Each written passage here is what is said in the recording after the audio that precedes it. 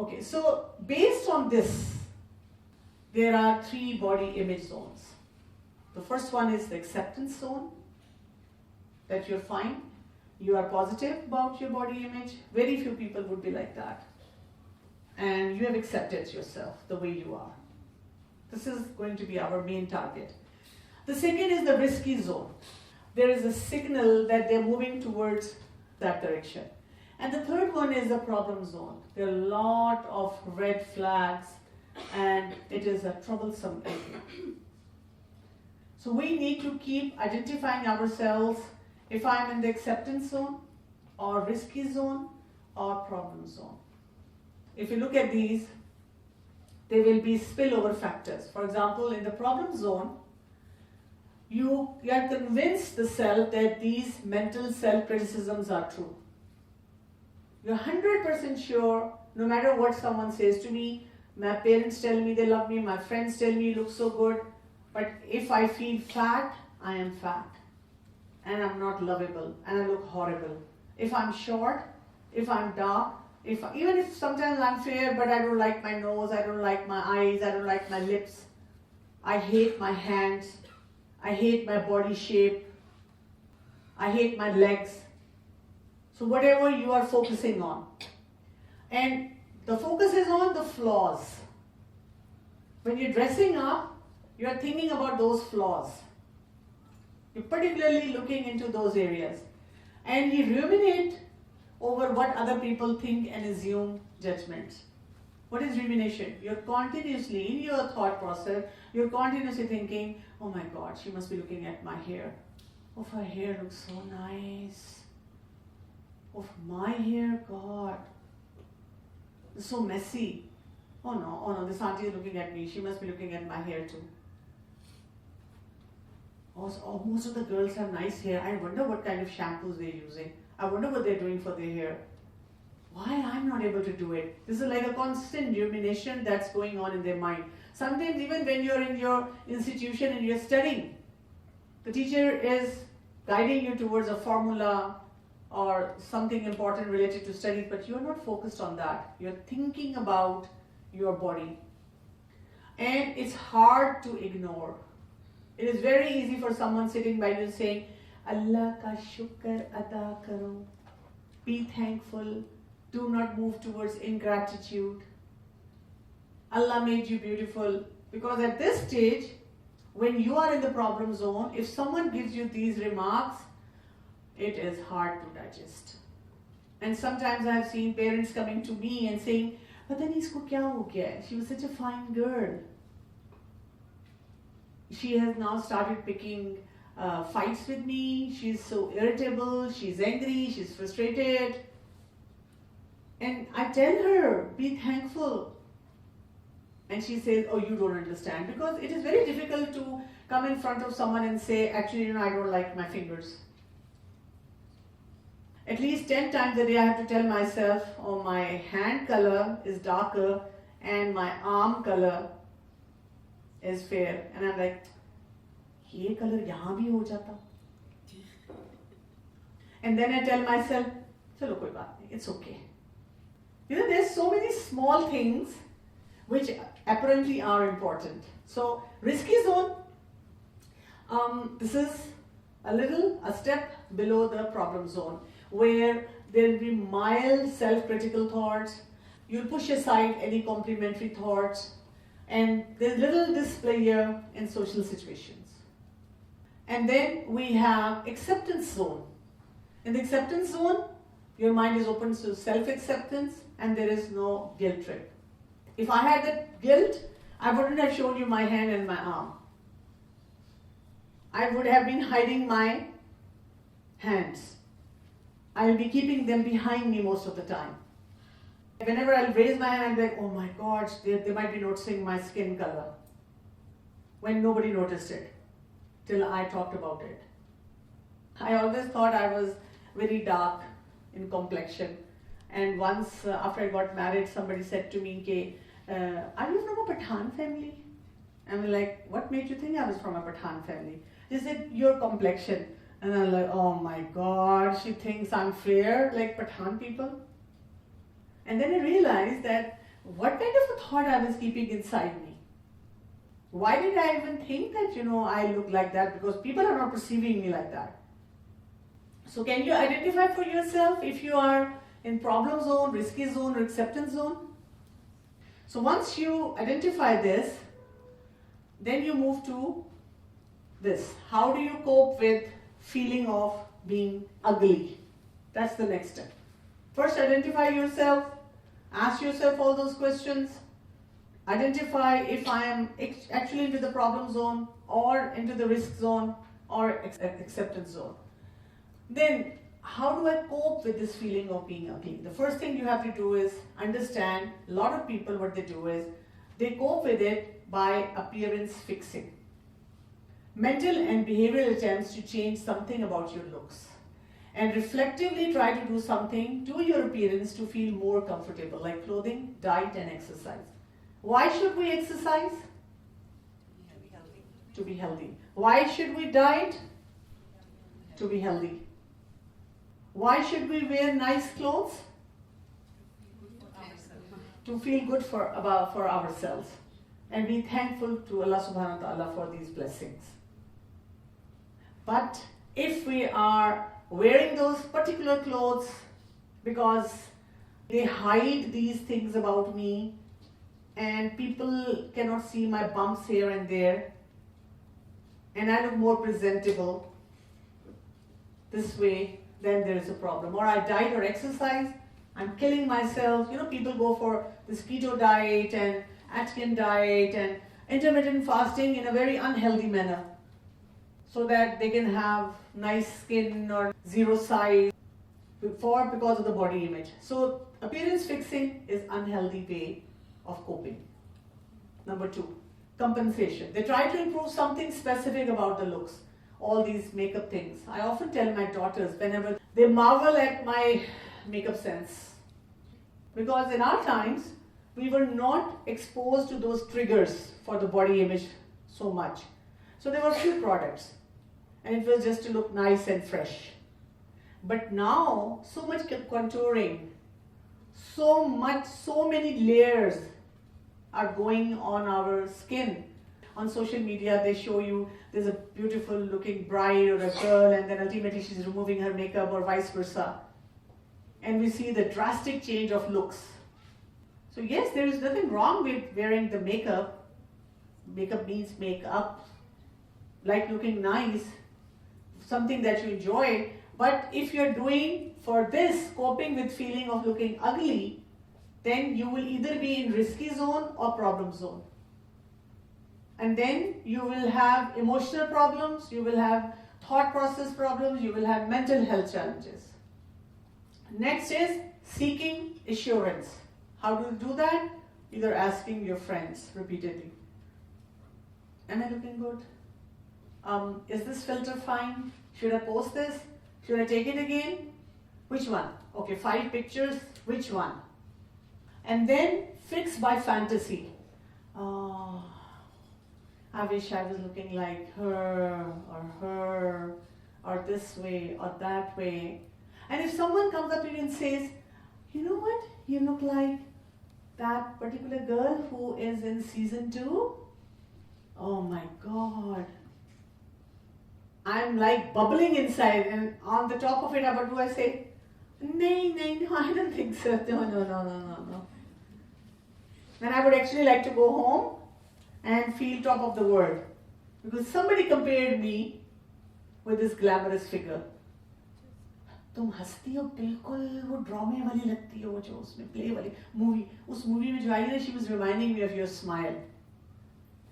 She was reminding me of your gesture. और हम खुद भी कई दफा we keep thinking like that. Okay, another very serious challenge is this experiential avoidance. What is that? We avoid. We have talked about it. Efforts to shut out or evade body image emotions, completely avoiding the situations.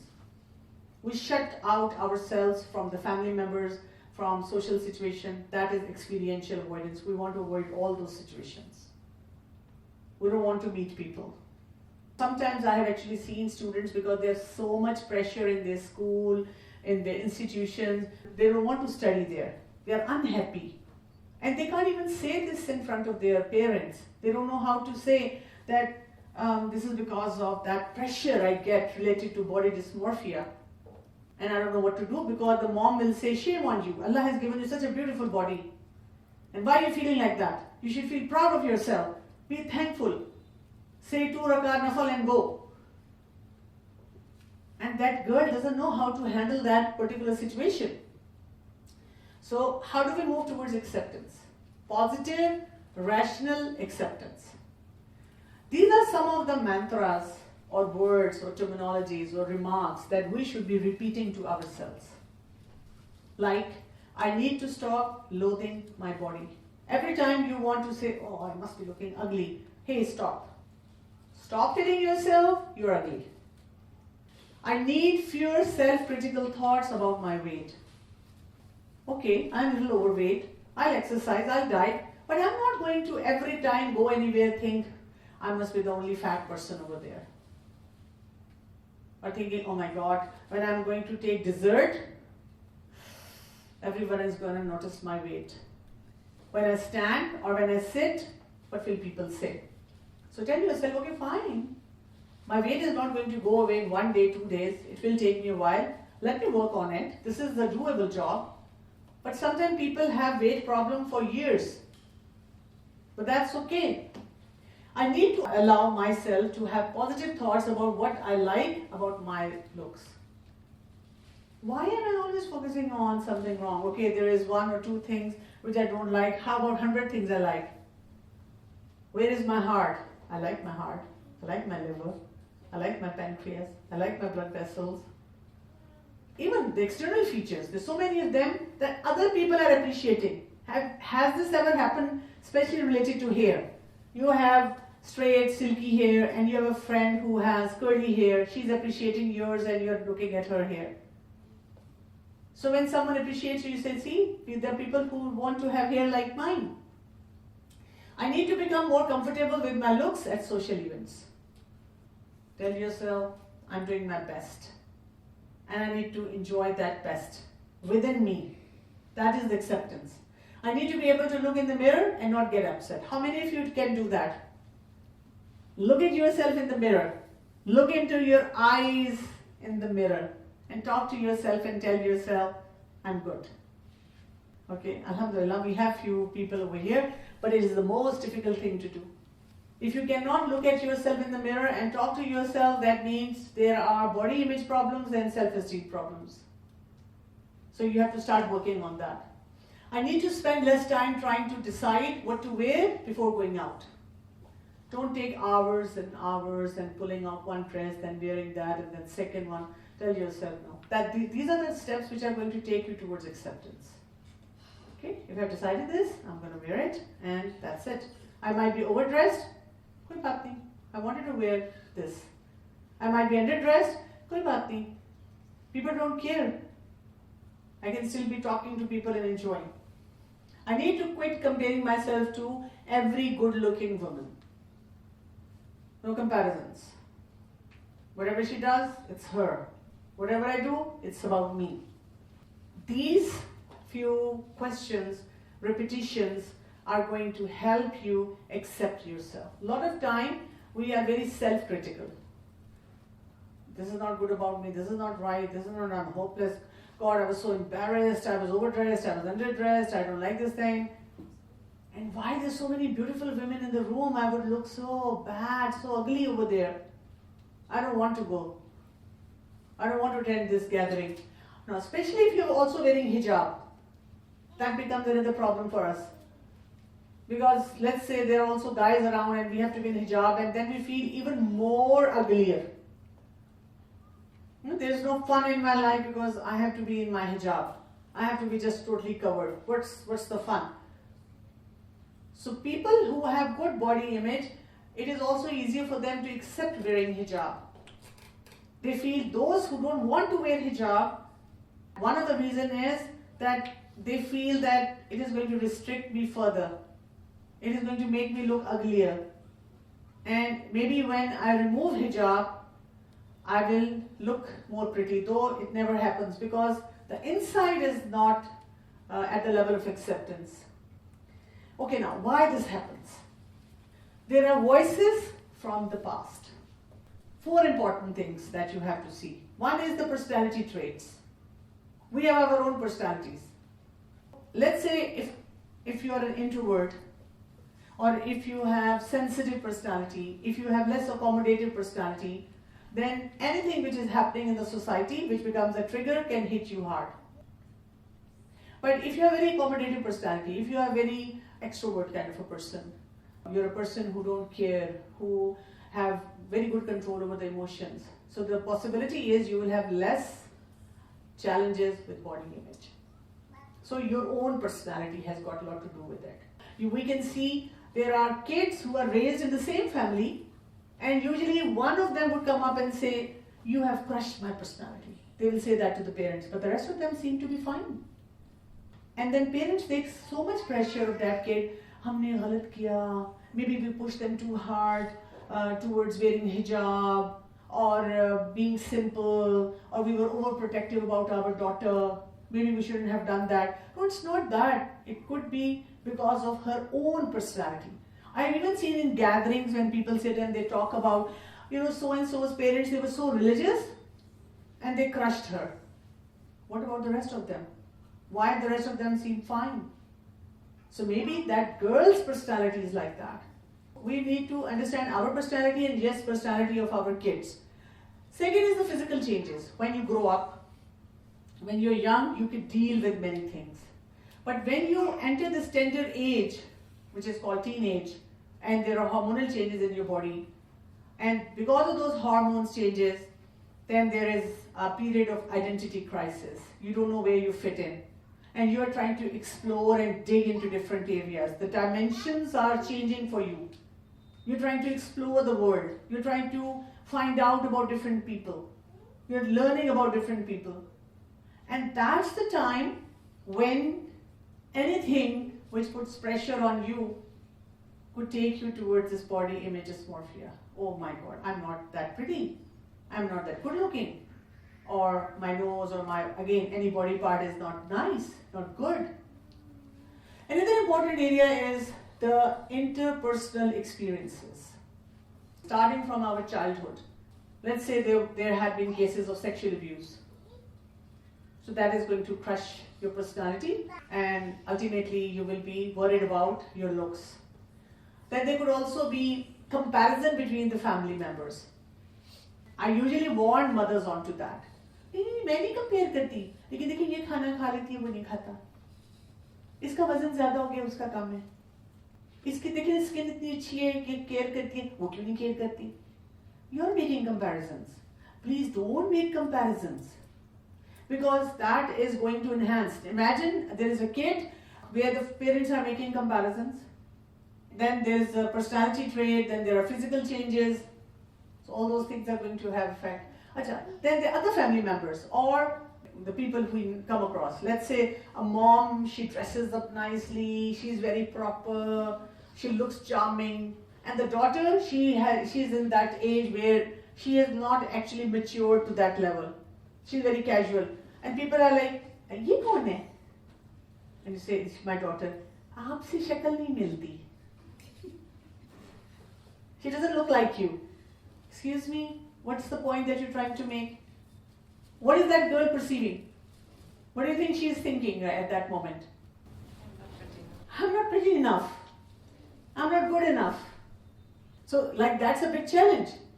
And then, the larger society. She looks like Popo, she looks like Chachi, she looks like Mommy, she looks like Abba, she looks like Amma. A lot of people walk into my clinic and they'll bring in their daughter or even son. They'll be like, इसका कद बहुत छोटा है, बचपन से छोटा है, अभी भी छोटा है, कद नहीं ठीक हो रहा, हाइट बहुत लो है, हाइट बहुत कम है, and that kid is sitting scared to death. Oh my God, what am I? Some ant, some cockroach, some insect. I feel so embarrassed and I'm like, can we stop talking in front of the kid? नहीं, मैं तो नहीं बात करती इसके सामने. I have never actually discussed my kid in front of anyone. I'm like, what are you doing right now? Obviously, you're a doctor, so beta, I'm sure you have no problem if I talk to Dr. Saab right now. What would the beta say? I just want her to have little more weight or height. That's disastrous. So when I tell them that maybe, yeah, she is taken after someone who has a short stature in the family, they're like, हाँ ठीक है लेकिन उस पे क्यों गई, मुझ पे चली जाती, उस पे चली जाती. ऐसे कि आप क्या कर रहे हैं, आप ये तो देखिए अल्लाह का फैसला. Allah has given us the genes, so these things are not that important. And sometimes I actually have to tell those girls, look, I'm tall and I cannot wear too many heels. I have to be particular about that. Or I would even tell sometimes, look, when I was in school, I had to stand at the back of the line because I was one of the tall ones. If you're not very tall, you can stand in front. So everyone has their plus points and the negatives. They go side by side. Then cultural socialization, that's part of what I've already talked about. What the culture accepts as beauty, standard of beauty. Again, the girls, they talk to me that sometimes when they have aunties coming in for rishta, they're like, Beta, remove your scarf, show me your quality of your hair, as if they're checking out silk patterns or, stuff like that.